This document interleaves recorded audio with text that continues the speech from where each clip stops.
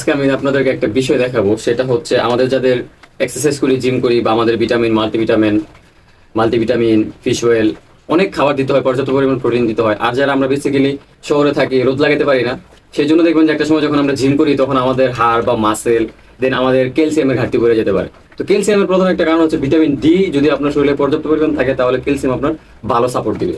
সেটার জন্য আমি আপনার মাল্টিভিটামিন A to Z হইতে নিয়ে সব কিছুই আমি খাইছি। দেন আমার কাছে সবচেয়ে একটা ভালো কার্যকারিতা একটা বিষয় হচ্ছে ভিটামিন D3 একটা অ্যাম্পল। আসলে অ্যাম্পলটা কিভাবে কি খাইতে হবে আমি আপনাদের কাছে একটা দেখাবো। এটা হচ্ছে ভিটামিন D3 অ্যাম্পল।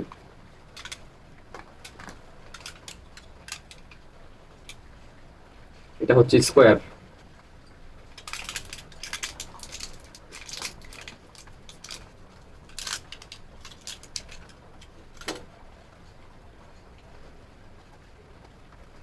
এটা হচ্ছে আমাদের যাদের ভিটামিনের D3 ঘাটতি, যাদের বেশি ভিটামিন ডি, যদি ভিটামিন ডি আপনার কম থাকে তাহলে দেখবেন যে আপনার হাড় ব্যথা করবে, দাঁত পড়ে যেতে পারে, আপনার মাথা ঘুরাবে, শরীর দুর্বল লাগবে আর কি। বিষয়টা আমরা যারা বেসিক্যালি আমরা জিম করি বা এক্সারসাইজ করি, আমাদের শরীরের জন্য এই ভিটামিন ডিটা অত্যন্ত একটা জরুরি বিষয়।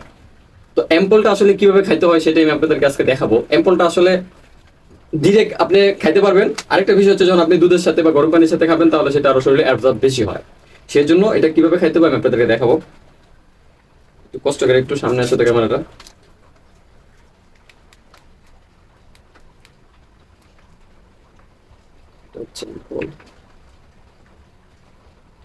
Vitamin D3।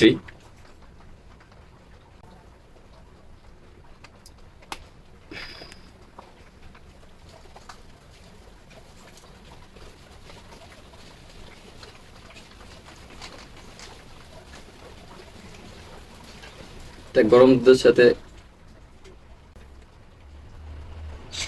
একটু সামনে আনো ক্যামেরাটা।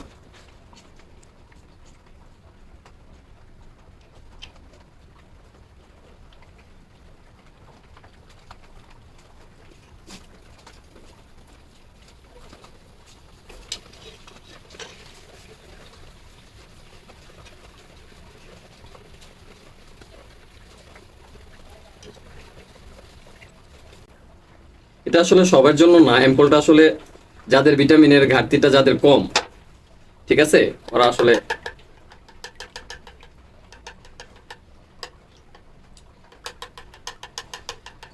ভিটামিন D3 যাদের ঘাটতি আছে, দেখবেন যে আপনার হাড্ডি ব্যথা করবে, হাড়ের ভিতরে জয়েন্টে এগুলো ব্যথা করে।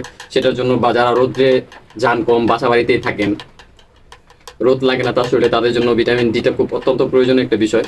ইভেন এটা অনেক বেশি ডোজে নেওয়া যাবে না, দেন ডাক্তারদের সাথে পরামর্শ করে আপনারা এটা নিতে পারেন। আর যারা ব্যায়াম করেন বেসিক্যালি তাদের হাড়ের জন্য এটা ভিটামিন ডি খুব অত্যন্ত একটা জরুরি বিষয়। ক্যামেরাটা সামনে এনো।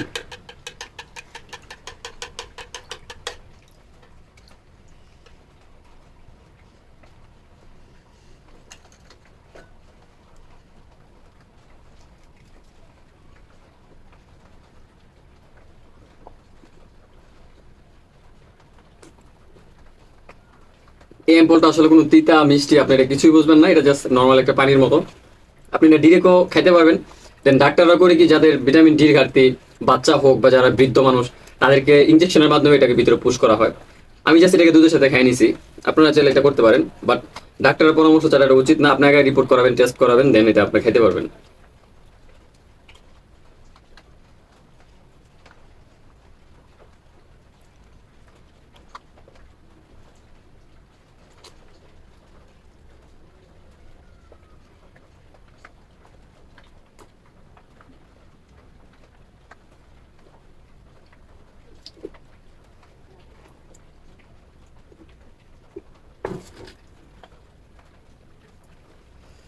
যাই হোক, সবাই নিজের শরীরের যত্ন নেবেন, ভালো থাকবেন, সুস্থ থাকবেন। আর নতুন নতুন টিপস নিতে অবশ্যই আমার চ্যানেলটাকে সাবস্ক্রাইব করবেন, ফলো করবেন। আল্লাহ হাফিজ।